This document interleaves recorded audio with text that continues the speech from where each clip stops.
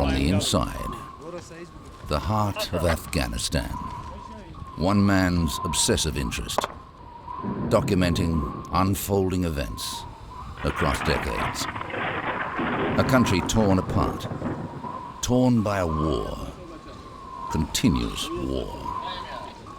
This man's observation, witnessing, documenting the destruction of a country, its people against the odds. Resilient through the devastation, hardened by the tracks of war, fighting the many enemies who wish to control their homeland through religion, indoctrination, and oppression. The story told by the people, witnessed through the lens.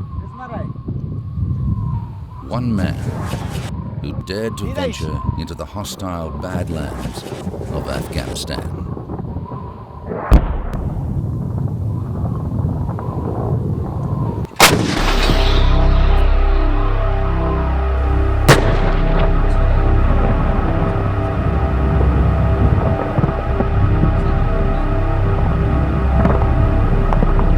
Peter Carty and Peter Mitchell, both 23, went into action with the guerrillas, and they're with us this morning. Good morning to both of you. Good morning. I guess before we talk about Afghanistan itself, we've got to talk about how the heck you got there in the first place. From New South Wales, a bartender who wants to be a writer, Peter Mitchell. What a great coach! The first trip was partly funded by... Peter. Bankhead. Tallulah Bankhead is correct. Now, don't rush into this, Peter. The money. Don't make a hurried decision you may regret forever. I won $1,000 in a water purifier. It's a nice prize, Peter. You've won a water filter. And people say, yeah, I wish you'd brought that water purifier with you. Which removes chlorine and chemicals and never requires replacement cartridges. But $1,000 helped, you know, that was certainly most of my airfare paid for. I mean, how come, Peter, you found yourself in Afghanistan? Because you're not exactly, neither of you are people with incredible experience in these matters, are you? My last year at university, I was... You haven't actually worked as a journalist, so Not you at all. decided this would be your debut effort. Yeah. I decided, stuff this, I'm going to go to Afghanistan.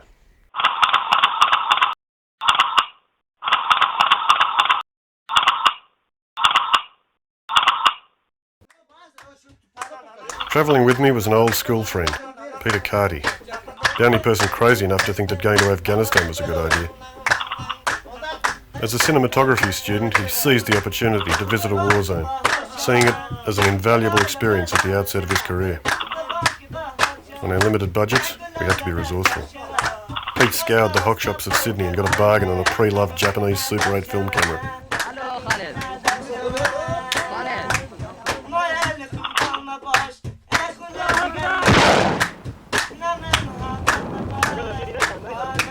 Well, I found 2 Nikon stills cameras via the trading post.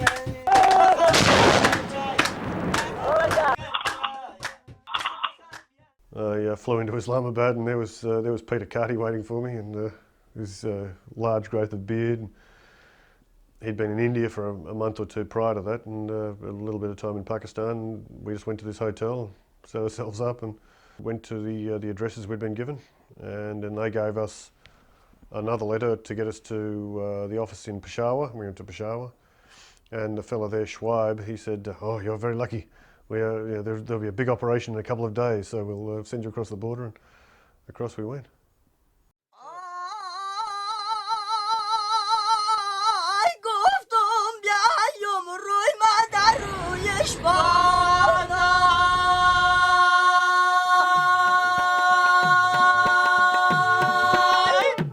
I first entered Afghanistan in September 1988, with the Soviet occupation of the country in its final phase. In Pakistan, the Mujahideen officials informed us of a major operation about to take place east of Kabul and put us in contact with the area commander.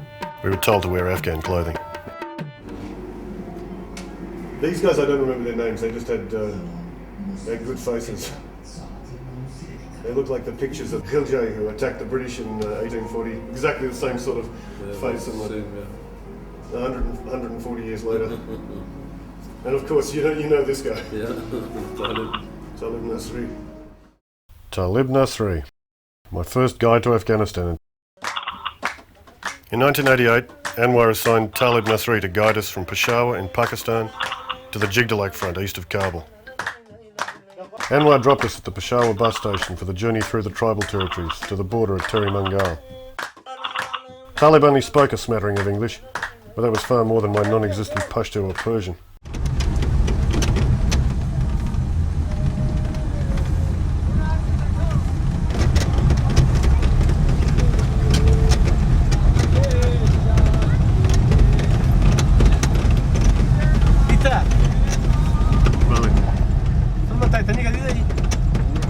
بله دیدم نیم وقتی که تایتانیک در استرالیا بود ما افغانستان بود تو ویدیوی فیلمش پیدا نمیشه بگیری سر این دفعه ویدیو کاست ندیدم در دوشنبه نیم دیدم خیلی خراب کاست بود بسیار سفید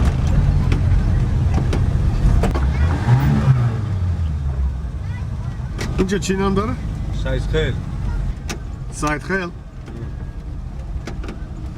مردم افغان؟ نه تاجیک تنها؟ افغان کم صحیح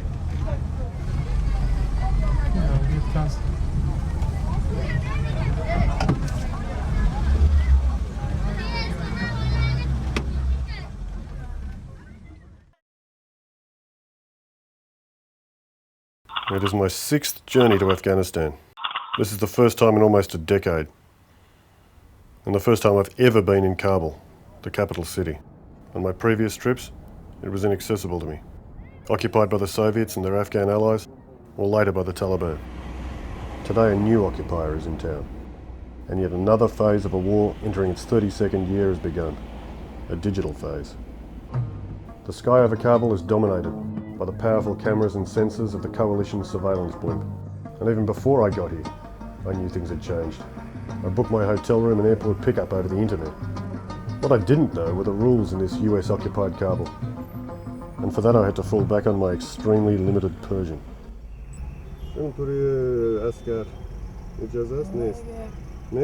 معلوم نیست ایرپورت اجازه نیست معلوم نیست اینجا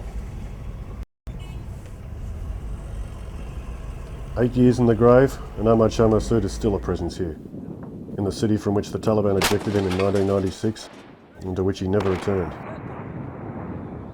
I encountered him on the front line at Bangui 1 year later, as he directed operations against the Taliban.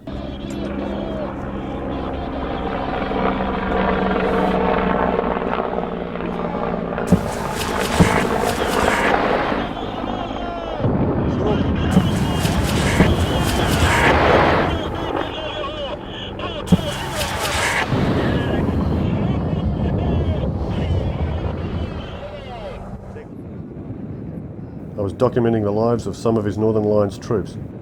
Now I was returning to find out what had become of them, and the other soldiers I met over the years.